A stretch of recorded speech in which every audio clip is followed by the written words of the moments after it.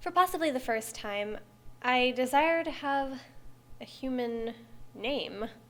I never anticipated this, but current circumstances require it. Not having one has made matters inconvenient when interacting with humans, which I do now.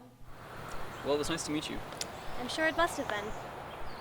Oh yeah, by the way, my name's Chris. What was your name? Even if I wanted to tell you my name, mortal, your ears would not be able to comprehend the sound of it. Okay. Never mind.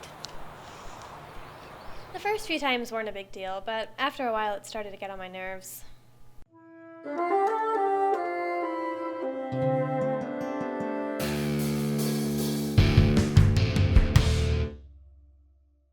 Yet another thing on the infinite list of stuff mortals don't know is the concept of godly names. My father's name is not Zeus, and it isn't Jupiter or Thor either, although the Norse pagans tried that one for a while. His true name is in the language of the gods, and therefore incomprehensible to mortals. When humans learn about a being, they usually feel the need to give it some sort of name that they can use, and mortals have known about the gods for almost as long as they've been around.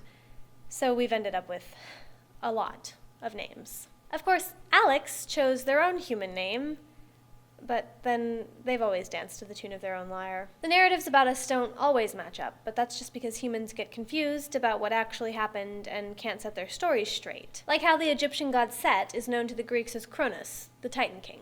Egyptians saw Isis and Osiris as his siblings, but they were actually his parents. The Greeks called them Gaia and Uranus. And as for that whole business about Set cutting Osiris into pieces, well, let's just say he didn't cut all of him into pieces. As usual, the Greeks were closer to the truth there. I guess that's why we don't really mind being referred to as the Greek gods.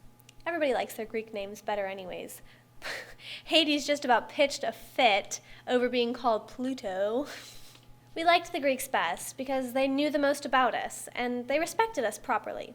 Well, for the most part. Unfortunately for me, these are all just things that I've heard. I never got to see the Greeks at their pinnacle. Blasted Spartans. If it wasn't for them, the Golden Era might have continued, and then I would have had a Greek name like everybody else. Mortals surely would have honored and feared me.